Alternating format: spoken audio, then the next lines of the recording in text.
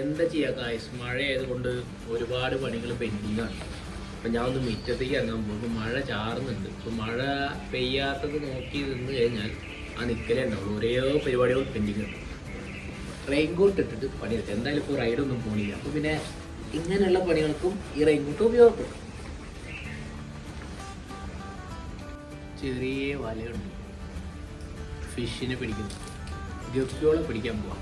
Complete ഗപ്പിയോളെ ഞാൻ പിടിക്കാൻ പോവാം.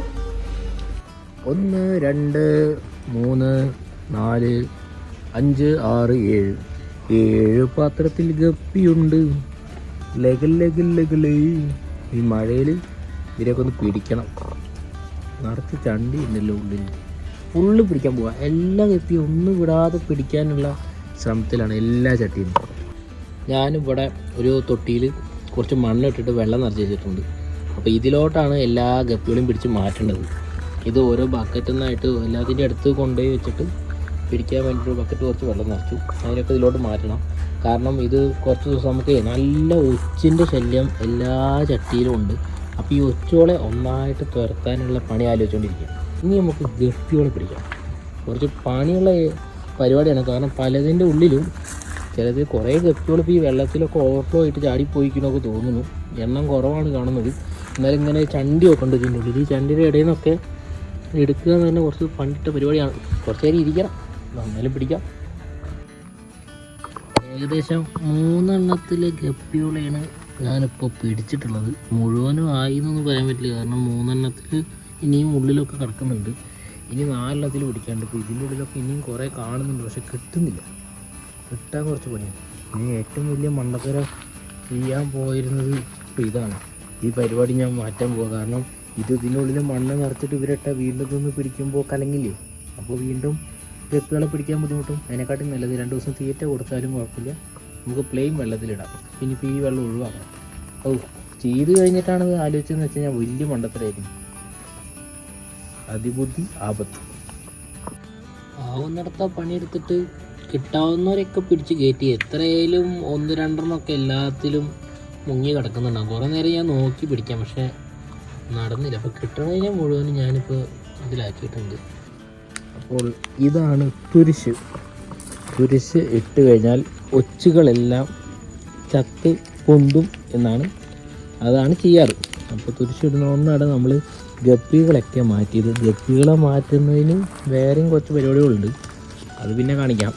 അപ്പോൾ ഇനി നമുക്ക് ഈ തുരിശ് ഒന്ന് പൊടിച്ചിട്ട് വളരെ കുറച്ചിട്ട് കൊടുക്കണം, ഇല്ലെങ്കിൽ ചെടികളെല്ലാം നശിക്കും. അപ്പോൾ നമ്മൾ ഗപ്പി മാറ്റിയതിലോട്ടും കുറേ ഒച്ചുകൾ വീണിട്ടുണ്ട്. അവർക്ക് നമുക്ക് നല്ല ചേമ്പിൻ്റെ ഇല, ഓമക്കായുടെ ഇലയൊക്കെ ഇട്ട് കൊടുക്കാം. അപ്പോൾ കാരണം വേറെ പുല്ലുകളും വലിയ ഇലകളൊന്നും ഇല്ലല്ലോ. രാവിലെ ആകുമ്പോൾ തന്നെ അവർ അതിലോട്ട് വന്ന് കയറിക്കോളും. അപ്പോൾ നമുക്ക് എടുത്തിടാം. അല്ലെങ്കിൽ അതൊന്ന് മാറ്റുമ്പോൾ നോക്കാം. എന്തായാലും കുറച്ച് തുരിശിട്ട് കൊടുക്കാം എല്ലാവർക്കും. ഇത്ര മതി നമുക്ക് വലിയ ചട്ടിയിലോട്ട്. ഒരുപാട് ഇപ്പോൾ ഞാൻ എടുക്കുന്ന സമയത്ത് തന്നെ, മീനെ പിടിക്കുന്ന സമയത്ത് തന്നെ അതിന്ന് പോയിക്കണം. അപ്പോൾ ഇട്ട് കൊടുത്തിട്ട് നമുക്ക് എന്താ ഉണ്ടാവുന്ന പോവാം നോക്കാം. ചെടിയൊക്കെ കൂടി ആമ്പലും താമരയൊക്കെ കൂടി പോവായിരുന്നു മതി. എന്തായാലും ഇട്ട് കൊടുത്തിട്ടുണ്ട്.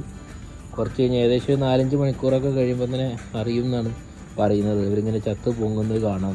നമുക്ക് നോക്കാം. എല്ലാ ചട്ടിയിലും നമ്മൾ തുരിശിട്ടിട്ടുണ്ട്.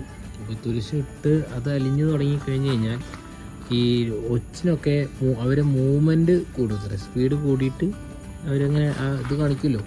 അപ്പോൾ വലിഞ്ഞു തുടങ്ങണം. ഇപ്പോൾ അതിലും ഇതിലൊക്കെ ഓരോ മീനുകളെ കാണുന്നുണ്ട്, പക്ഷേ അവരെ എടുക്കാൻ നിർത്തിയില്ല. കാരണം ഓൾറെഡി ഇപ്പോൾ തുരിശയിൽ കലങ്ങിയിട്ടുണ്ടാവുമല്ലോ.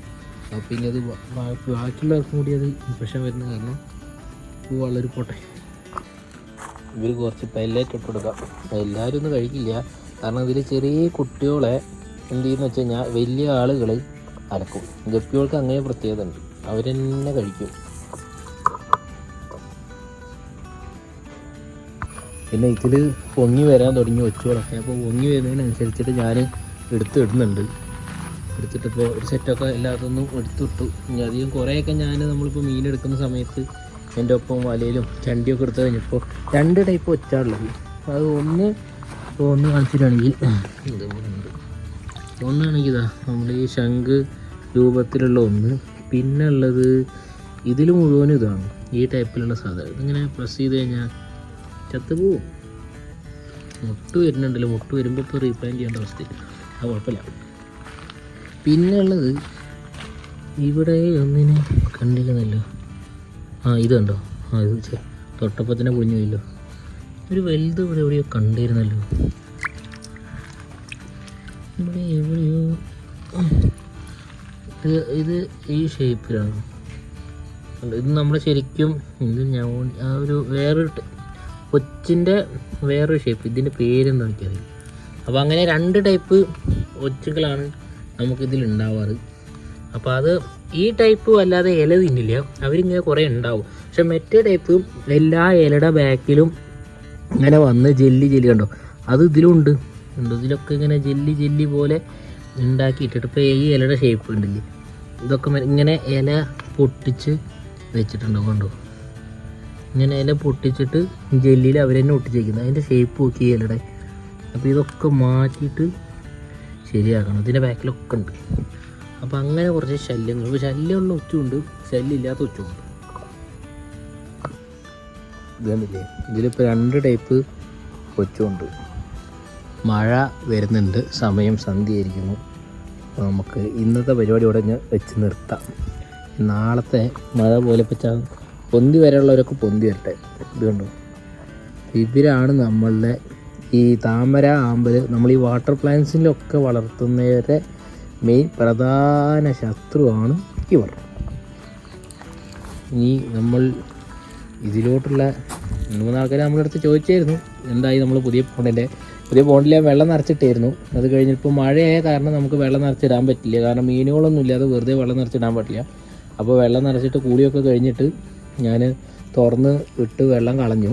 ഇനി നമുക്ക് ഓരോ ഇതിന് സെറ്റപ്പിനനുസരിച്ച് പല പരിപാടികളും അതിലോട്ട് മാറ്റാനും ചേർക്കാനൊക്കെ ഉണ്ട്. ഇവിടെ നമുക്ക് തോട്ട് കൊണ്ടുപോയിട്ടല്ലോ, ഒറ്റ പ്രസ് ചെയ്ത് കഴിഞ്ഞാൽ എല്ലാം ചതഞ്ഞരിക്കും. തോട്ട് കൊണ്ടിടാം.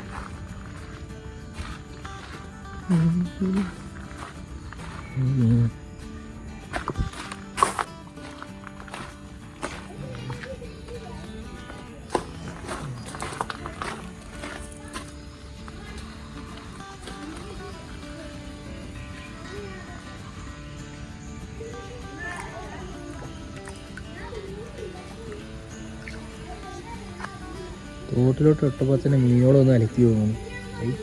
വെള്ളമായി അവിടെ പോയാൽ കാലം കഴുകാൻ പറ്റും, പക്ഷെ വേണ്ട.